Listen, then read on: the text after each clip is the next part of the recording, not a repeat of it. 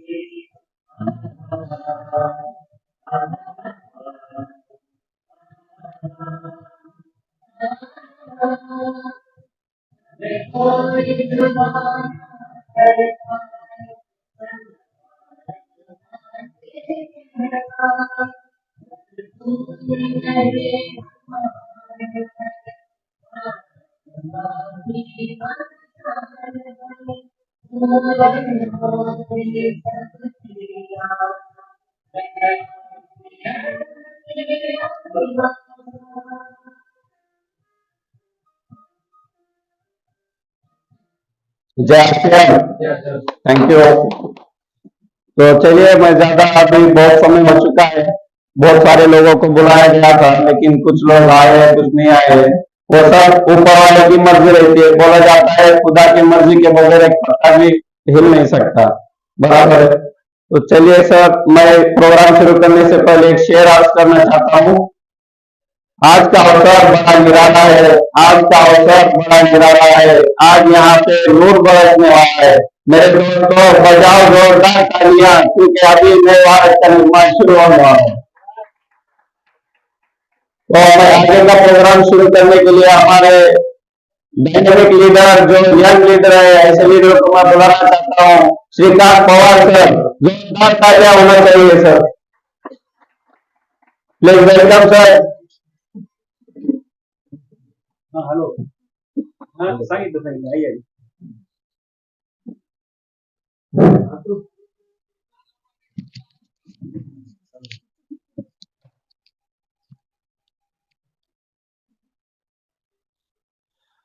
आवाज येतो सर्वांना?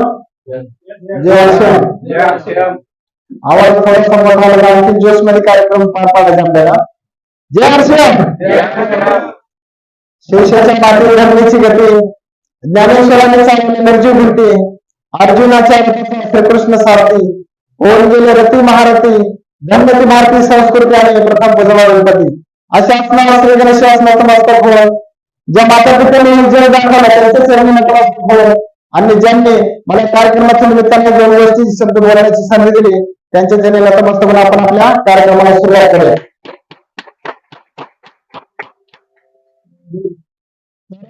आज पहिल्यांदा किती लोक आले कार्यक्रम बघण्यासाठी? पहिल्यांदा येते. वाव, एकदम जोरदार पाहिजे. असं म्हटलं जातं की वेळ बिगिनिंग इज हाफ डन, म्हणजे बरोबर आहे. कुठल्याही कामाची सुरुवात जर व्यवस्थित जर केली आपण तर काम मला वाटतं अर्ध्या तिथं संपलेलं असतं. बरोबर आहे.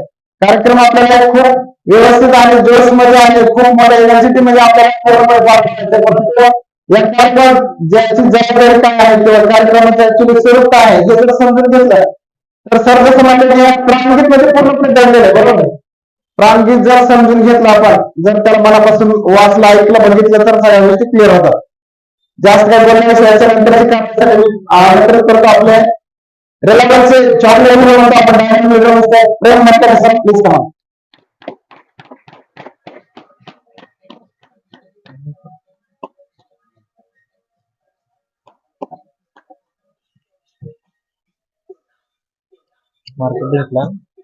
Marketing plan. Hello, thank you. जय हर्षया. श्रीकांत सर साठी एक बार जोरदार टाळ्या होऊ द्या. हे चांगलं झालं डेव्हलप. मी लातूरमध्ये आल्यानंतर हे सगळं जे आहे ना माईक सिस्टीम वगैरे आता चांगलं वाटू लागले, तर ह्या मॅनेजमेंट साठी एक बार जोरदार टाळ्या होऊ द्या. कारण की नवीन नवीन अपडेट होऊ लागले, तर जसं जसं अपडेट होऊ लागले त्याच्यामध्ये आपण बी परिवर्तन करू लागला, ते चांगलं वाटू लागले आता. कारण लातूरला आपल्याला डेव्हलप करायचं, लातूरला पुढे न्यायचं आहे. तर ह्या सगळ्या गोष्टीची गरज आपल्याला आहे. आणि ह्याच्यामध्ये सर्वात मोठा वाटा कोणाचा आहे तर आमचे पेन्सिलर सरांचा आहे. तर पेन्सिलर सरांसाठी एकदम जोरदार काय होऊया. हा, गाणं कोण कोण वाजू लागले गाणं? हा, गाणं बी जोरदार आहे. तर सरांच्या टीम मध्ये डॉनचा एक आहे बरं का गाणं जोरात राहणारा. तर असू द्या. मला या अभियानची जे आहे ना मार्केटिंगचा स्वरूप दाखवण्यासाठी इन्व्हाइट केलेले आहेत. तर मी तुम्हाला ह्या मार्केटिंगच्या अभियानाची जी आहे सुरुवात कशी झाली आणि कशापासून सुरुवात झाली मी तुम्हाला एक थोडक्यात सांगतो. सर, आपण मार्केटमध्ये गेल्यानंतर आपल्याला काय म्हणतात मार्केटमध्ये गेलो आपण, सामान जर खरेदी करायला गेलो तर आपल्याला म्हणतात कस्टमर, बरोबर आहे, ग्राहक म्हणतात. तर ग्राहक म्हणल्यानंतर ग्राहकचं काम काय आहे? सामानाची गरज लागली तर कोणत्या ना कोणत्या दुकानामध्ये जायचा, काय गरजेचं सामान आहे ते घ्यायचा आणि घेऊन घरी परत यायचा, बरोबर आहे. त्याच्या पलीकडे काही आहे का? काही नाही. पण आपण आजपर्यंत विचार केलो नाही की आपण जिथून सामान घेऊ लागलो ते सामान दुकानदार स्वतः तयार करू लागले का? काय स्वतः तयार करते सर? स्वतः तयार करत नाही. तो काय करतोय तर ते दुकानदार मोठ्या होलसेल व्यापाऱ्याकडे जाऊन सामान घेतो. कारण लाख 1.5 लाख रुपये इन्व्हेस्टमेंट केलेला आहे, 1-2 रुपयाचा त्याच्यावर कमिशन आहे म्हणून ते मोठ्या दुकानाकडून घेणार आहे. होलसेलर काय करणार आहे सर? होलसेलर काय करतो? डीलरकडे जातो. डीलरवाला काय करतो? एजन्सीवाल्याकडे जातो. एजन्सीवाला काय करतो? कंपनी मॅन्युफॅक्चरिंग जिथून सामान तयार होणार आहे तिथून तो सामान खरेदी करून आणतो. बरोबर आहे? बरोबर आहे ते? बरोबर आहे तर बरोबर आहे म्हणा. जिथं बोलायचं तिथं बोलावर का नाही बोललो तर गैरसमज पैदा होतात. जर गैरसमज भरपूर हे आहेत. तुम्हाला उदाहरण सांगतो. एका ठिकाणी एका मुलाची सायकल चोरीला गेली. आता सायकल चोरीला गेल्यानंतर पोलीस आला. तिथं पोलीस आल्यानंतर दुसऱ्या मित्राला विचारला, सायकल चोरलास का रे? तो म्हणला नाही सर, मी चोरलो नाही. पुढे गेला पोलीस, दुसऱ्या मित्राला विचारला, सायकल चोरलास का? त्यांनी एक बी म्हणणं गेले, 2 बी म्हणणं गेले. पोलीस का म्हणले घ्या ह्याला मध्ये घाला. चोरला तर ते नाही नव्हता, पण बोलला नाही म्हणून तिचं नुकसान झालं. तर जिथं बोलायचं तिथं हो म्हणायचं, नाही तर नाही. तर मार्केटची पद्धत जी आहे ते अशा पद्धतीनं आहे की मार्केटमध्ये हे चैन पद्धत तयार झालेली आहे.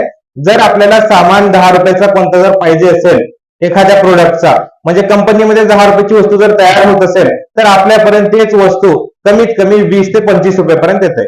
बरोबर आहे. कसं काय ते?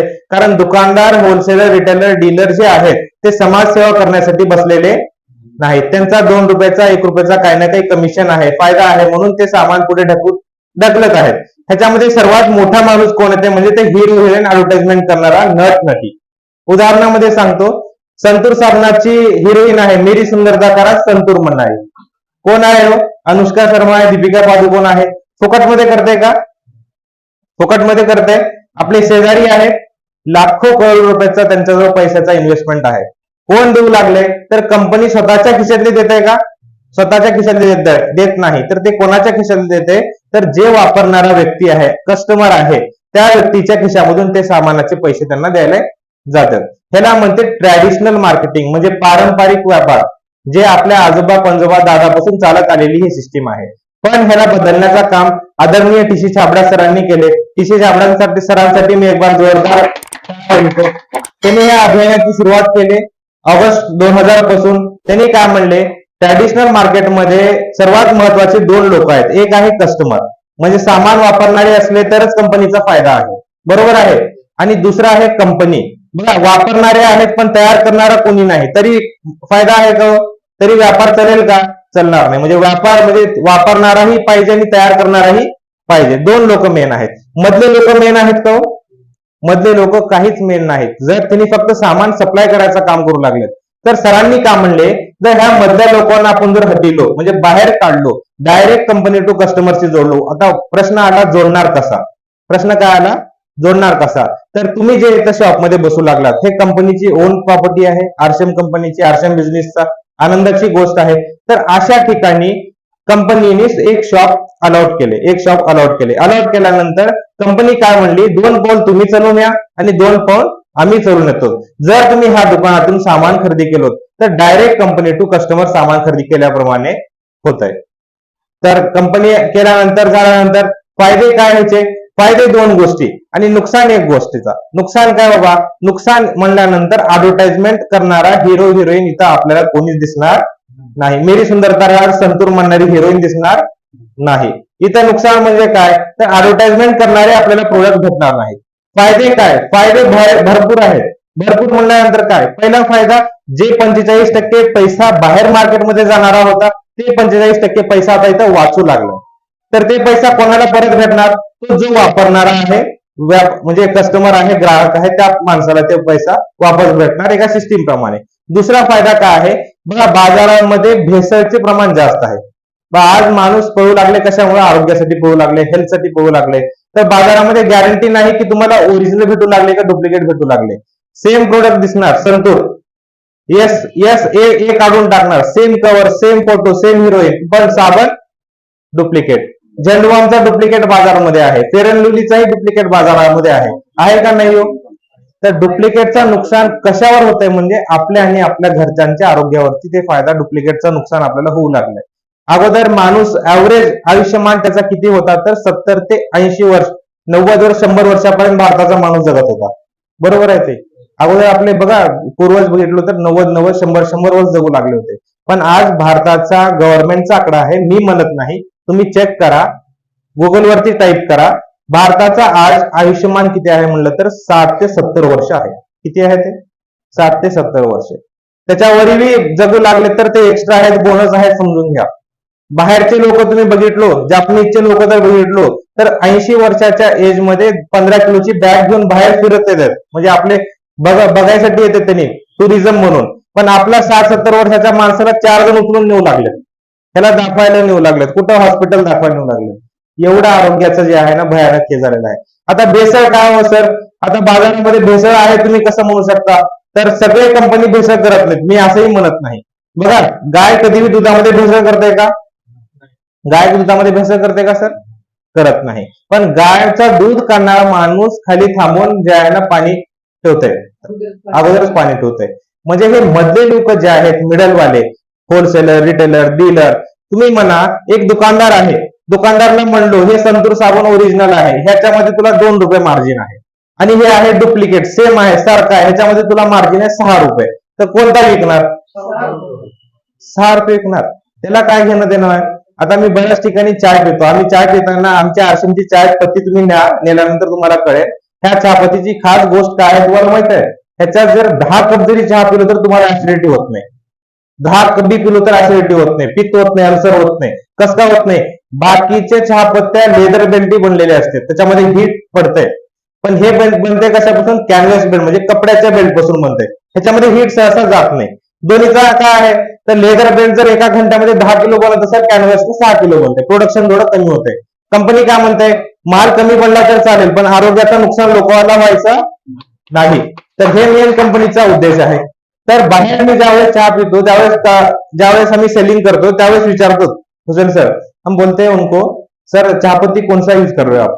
तो उनका साधारण उत्तर क्या है? सर खुली आती है हमारे पास, बोलते. फुल्ली कौन सी? हैदराबाद की पत्ती आती है, कितना रुपए किलो? तो 260 280। बोला सर ये 400 है हमारा। सर पड़ता है क्या? हमारे को 5 रुपए में बेचना है, लोग 5 7 10 रुपए में देके जाते हैं क्या? तो पूछा मैं, तो ठीक है ये यूज करो, लोगों को हेल्प दो। तो उन्होंने क्या बोले, मरणार का काय करणार, आम्हाला फक्त चाय विकायचा। का म्हणले सर? मरणार का काय का करणार, आम्हाला फक्त 5 रुपये देतात आणि चाय त्यांना देऊन आम्ही बाजूला काढतो। तर एवढा डेंजर बाहेर बाजारामध्ये केमिकल आहे। तर पहिली गोष्ट, हे सामान वापरण्याबद्दल काय होतं म्हणल्यानंतर, सामान वापरल्याबद्दल आपल्या आणि आपल्या घरच्यांच्या आरोग्यासोबत आपले फायदा होतो। 90% ते 100% केमिकल फ्री वस्तू आहे। 100% म्हणणार नाही, 90% आहे, कारण ज्या वस्तूमध्ये 10% केमिकल घातल्याशिवाय तयार होत नाही ते तयार करावं लागतंय। 100% भेसळमुक्त प्रोडक्ट आहेत, 100% आपले व्हेजिटेरियन प्रोडक्ट आहेत, एकाही प्रोडक्ट मध्ये नॉनव्हेजचा उपयोग केला नाही। तर दुसरा फायदा कोणता हो? दुसरा फायदा आरोग्याचा आणि हेल्थचा आहे। आणि तिसरा फायदा इथं काय आहे म्हणल्यानंतर, इथं तिसरा फायदा आहे स्वावलंबन, सेल्फ एम्प्लॉयमेंट। सेल्फ एम्प्लॉयमेंट साठी सर पुढे आहेत वाटतं ना, देऊ शकतो 5 मिनिट। तर सेल्फ एम्प्लॉयमेंट आहे। सेल्फ एम्प्लॉयमेंट म्हणल्यानंतर काय, तर रोजगारची एक संधी आहे। बघा आज गव्हर्नमेंट सगळ्यांना रोजगार देऊ शकत नाही। सगळेजण बिझनेस व्यापार टाकल्यानंतर सगळ्यांचे बिझनेस चालतात असं काही गॅरंटी नाही। चालतात का सर? जरी चांगलं चालू लागलंय, समजा एक दुकान टाकलंय एक चायवाल्यांनी, चायचं दुकान खूप चांगलं चालू लागलंय, लगेच बाजूला कॉम्पिटिशन वाढणार आहे, बाजूला लगेच दुसरा चायवाला येऊन बसू लागले। म्हणजे बिझनेस असा झालेला आहे आजच्या डेटमध्ये, जर तुम्ही चांगला चालू लागले तर बाजूला 10 जण तयार होणारे बी लोक आहेत। तर आपल्या सर्वात मोठा जे आहे आपल्याला आजच्या डेटमध्ये काय म्हणतात, सेल्फ एम्प्लॉयमेंटचं जे आहे त्रास होणार आहे इंडियामध्ये। आणि ह्याच्यामध्ये बी 30 ते 40% जे आहेत ते यंगस्टर आहेत, म्हणजे माझ्या एजचे आहेत, जे चांगले ग्रॅज्युएट आहेत पण त्यांना नोकरी नाही। ह्याचा अर्थ काय, तर तुमच्या लेकरांचाही त्या प्रकारे पुढे नुकसान होणार आहे। तुमच्या लेकरांना नोकरी भेटेल ह्याची गॅरंटी आहे का? नाही। तर हे कशासाठी गरजेचं आहे म्हणल्यानंतर, आपल्यासाठी तर आहेच आहे, जर आपली लाईफ सेट असेल आजच्या डेटमध्ये, पण आपल्या लेकरांच्या लाईफसाठी हे आपल्याला काम करायचं आहे। काय बिझनेस करायचा आहे म्हणलं तर आपल्या कोणासाठी करायचं? लेकरांसाठी करायचं आहे। काय करायचं आहे? काय करायचं आहे म्हणल्यानंतर काय आहे का मेन?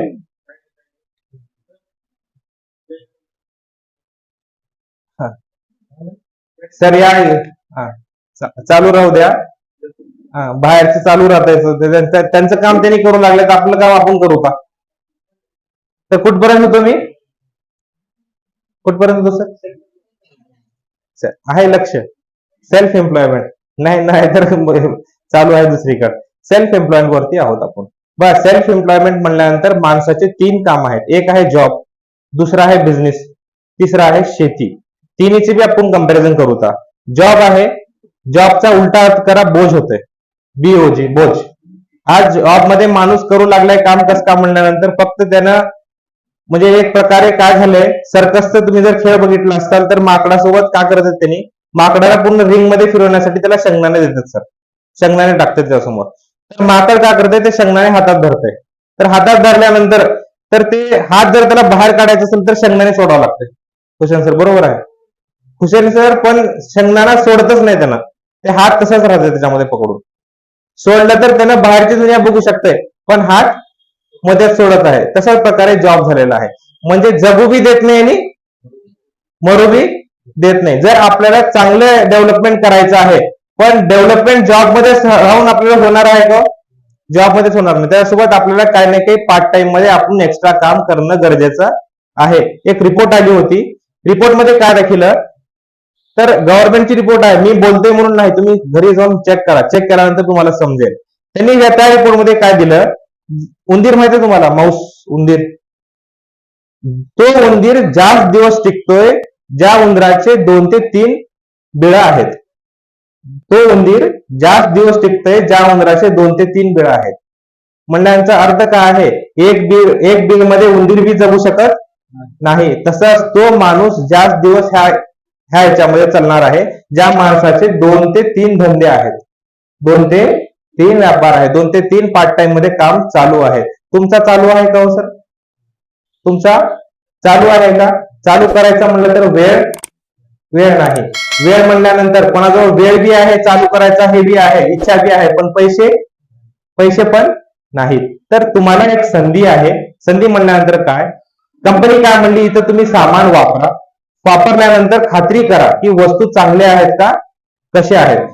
आवडल्यानंतर तुम्ही ह्या वस्तूची मार्केटिंग म्हणजे तुम्ही ह्या वस्तूचा प्रमोशन करू शकता मर्जीप्रमाणे. लोकांना कंपल्सरी तर काही नाही, मर्जीप्रमाणे तुम्ही तुमच्या फॅमिलीमध्ये तुमच्या लोकांना ह्या सामानाची माहिती देऊ शकता. तर आम्ही 2017 मध्ये ह्या कामामध्ये जॉईन झालो होतो, पण आम्हाला समजलं नाही. समजलं कसं का नाही, पप्पा होते शिक्षक, शिक्षकांना हे काम सांगितले, त्यांना वाटलं साबण सोडा कोण विकत जावं. तर मी तर लहान होतो त्यावेळेस, मला तर समजलं नाही. 17 गेलं, 18 गेलं, 19 गेलं, 20 गेलं, जाणार आहे. आता हे बी जाणार आहे, 24 बी जाणार आहे आणि 40 बी येणार आहे, म्हणजे आजचा डेट बी जाणार आहे. तर आमचाही गेले, 20 गेले. 20 मध्ये आल्यानंतर आम्हाला ह्या सिस्टीम मध्ये ज्यांनी आणले, कोण, SS कादरी सर, त्यांच्यासाठी एक बार जोरदार पाहिजे. तर कादरी सरांचं नाव का बरं घेतलो, कारण त्यांनी आम्हाला ह्या सिस्टीम मध्ये आणले. त्यांनी काय केले, नोव्हेंबर 2020 मध्ये त्यांच्या 70,000च्या नोकरीला राजीनामा दिले. नोकरी कोणती होती, गव्हर्नमेंट जॉब होती. कोणती होती सर, गव्हर्नमेंट जॉब. बघा, 70,000ची गव्हर्नमेंट जॉब सोडून ह्या कामामध्ये फुल टाइम आले. हे विचार ज्यावेळेस आम्ही केलो त्यावेळेस दोनच पप्पाच्या डोक्यात आले होते, मला बी आले, नंतर आले. पण पहिल्या पप्पाचा विचार काय आला, त्यांनी मूर्ख नाहीतर मी मूर्ख, त्यांनी मूर्ख नाहीतर मी मूर्ख. कसं काय बाबा, जिथं 70,000ची नोकरी, लोक 20,000च्या गव्हर्नमेंट जॉबसाठी श्रीकांतचं 20-20 लाख डोनेशन भरून त्याला जर म्हणले 5 वर्ष फुकट करावं लागतं, म्हणल्यानंतर बी तो माणूस जॉईन होऊ लागला. 20 लाख रुपये भरून 5 वर्ष फुकट करू लागलाय. काय इच्छेनं 5 वर्षांनंतर गव्हर्नमेंटची नोकरी चालू होईल. पण 70,000ची गव्हर्नमेंटची नोकरी सोडून ह्या कामामध्ये ज्यावेळेस फुल टाइम उतरले त्यावेळेस आम्हाला झटका लागला की काही ना काही ह्या सिस्टीम मध्ये ताकद आहे. तर आम्ही 2020 ला सरांसोबत बसलो. रूम मध्ये बसल्यानंतर सरांनी व्यवस्थित समजून सांगितले भविष्यामध्ये हे कामाची उन्नती किती प्रकारे, किती मोठ्या प्रमाणे होऊ लागले, फ्युचर किती मोठा आहे. त्यावेळेस आम्हाला समजल्यानंतर आम्ही 2021 जानेवारी पासून ह्या कामाला सुरुवात केलो. त्यांनी काय सांगितले, त्यांनी सांगितले 2-4 पॉईंट सांगतो जे मला कळालं, कारण इथे बी काही लोकांना कळू शकतं. जर ते तुम्हाला जर क्लिक झालं तर तुम्ही ह्या कामामध्ये 100% उतरू शकता. कोणते कोणते त्यांनी म्हणले, बाजारामध्ये 10,000 पेक्षा 15,000 वेगवेगळे कंपन्या आहेत जे नेटवर्क मार्केटिंग, मेंबरशिप स्कीम, आरशेम अशा म्हणणारे सुद्धा आहेत, वेगवेगळ्या नावांनी म्हणणारे. मेंबर करा तुम्ही, हे स्कीम आहे, ह्याच्यामध्ये हे आहे. तर असे किती कंपन्या आहेत, तो 10,000 कंपन्या आहेत. तर ह्या 10,000 कंपन्यापैकी काही कंपन्या चांगल्या आहेत आणि काही कंपन्या खराब आहेत. खराब कंपन्या असल्यामुळे बरेच चांगल्या लोकांना गैरसमज होते. गैरसमज म्हणजे काय, मेंबर म्हणल्यानंतर हे माझा धंदा नाही, हे माझा कामाचा नाही. असं का बरं, कारण बरेच कंपन्या असे आले मार्केटमध्ये जे तुम्हाला फसवणूक करून गेले. उदाहरणामध्ये काय, एक माणूस आणला घोडा विकण्यासाठी, लोकांनी 10 गाढवं विकून गेले. काय विकून गेले ते, 10 गाढवं. नवीन माणसाला काय, पाय बी सेम दिसू लागले, शेपूट बी सारखंच आहे, थोबाड बी जरा त्याच्यामध्ये दिसू लागले. तर हे प्रेमनी बी जे आणले ते बी गाढवत असेल बघा. तर असा गैरसमज लोकांमध्ये तयार झाला. तर नेटवर्क मार्केटिंगच्या नावावरती बी, मेंबरशिप असणाऱ्या कंपन्याच्या नावावरती सुद्धा ही लोक डाऊट करू लागले, हे कंपनी चांगली का, हे कंपनी खराब. असे बरेच कंपन्या आले ज्या कंपन्यामध्ये वस्तू वापरण्याचे नव्हते. कोणते, तर त्या कंपन्यामध्ये जॉईन व्हायसाठी झुमर घ्यायचा आहे. काय सर, झुमर घ्या. आता नवीन माणूस झुमर कसं घेऊ सर, माझं घर तर पत्र्याचं आहे, तर तुला करोडपती व्हायचं आहे का नाही, सर व्हायचं तर काय करोडपती, तर झुमर घे तू, झुमर घेतल्यावर करोडपती होता. सर जोश ना त्याला झुमर घेऊन आणलं घरी, झुमर घेतला होता पत्र्याचं, लटकाव कुठं त्याला, तर बोंबला सुरू केला, याच्या वायला हे कालतं ते प्रेम म्हणायचं, त्यानं लुटून गेलं मला, ते झुमर देऊन गेलं. तर गल्लीनं काय म्हणलो होतं रे बाबा, त्या कसल्या कंपन्यामध्ये जाऊन, कसल्या नेटवर्कच्या कंपन्यामध्ये जाऊन तुझा हालत बी असंच होईल म्हणल्यानंतर पूर्ण गल्लीला निगेटिव्ह मेसेज गेला. काय, मेंबर म्हणणाऱ्या कंपन्या असे असते. तर हे ज्यावेळेस समजून सांगितले त्यावेळेस आम्हाला समजला मनी सर्क्युलेशन, खराब कंपन्या, वाईट कंपन्यामध्ये फरक काय. CAGR रिपोर्ट आहे, गव्हर्नमेंटची रिपोर्ट आहे, त्या रिपोर्टला तुम्ही ज्यावेळेस सर्च करता त्यावेळेस तुम्हाला समजेल चांगली कंपनी कोणती आणि वगळी कंपनी. 346 कंपनी लिस्टेड आहेत ऍज अ गव्हर्नमेंट रूल नुसार. ह्याचे अजून क्लिअर झालं डिसेंबर 2021 मध्ये 13 रूल्स आले, 13 नियम आले, गाईडलाईन्स आले. सर ज्यावेळेस कायदा होईल त्यावेळेस तर चांगले चांगले मेमी म्हणणारे लोक सुद्धा याच्यामध्ये एंट्री करतील आणि आता सुद्धा करू लागले. 13 नियमापैकी 1-2 नियम सांगतो तुम्हाला, म्हणजे क्लिअर होईल. पहिला नियम काय, मेंबरशिप नेटवर्क करणाऱ्या कंपनी ज्यावेळेस सुरू होते त्यावेळेस कोणत्याही माणसाला त्याच्याकडून पैसे घेण्याची काहीच गरज नाही. म्हणजे मेंबरशिप म्हणल्यानंतर पैसे द्यायची गरज आहे का कंपनीला? नाही. जर देत असाल तर ते कंपनीला आता सोडून टाका. दुसरा नियम काय आहे, जर तुम्हाला जर सामान पाहिजे असेल तर कोणतीही कंपनी तुम्हाला बर्डन करू शकत नाही की तुम्ही हेच घ्या म्हणून बर्डन करू शकत नाही. करत असेल तर त्याला सोडून टाका. तिसरा नियम, तुम्ही जर सामान घरी वापरायला नेलो, समजा 10 साबण जर नेलो, सर तुम्हाला जर आवडलं नसेल, एक साबण फोडलं आवडलं नसेल तर 9 साबण तुम्ही येत्या 40 दिवसामध्ये कंपनीला परत देऊ शकता. फर्स्ट 30 दिवसामध्ये, फर्स्ट टाइम 40 दिवस आहे, 30 दिवस, हा, तर 30 दिवसामध्ये रिटर्न तुम्ही करू शकता. म्हणजे मनी बॅक गॅरंटी.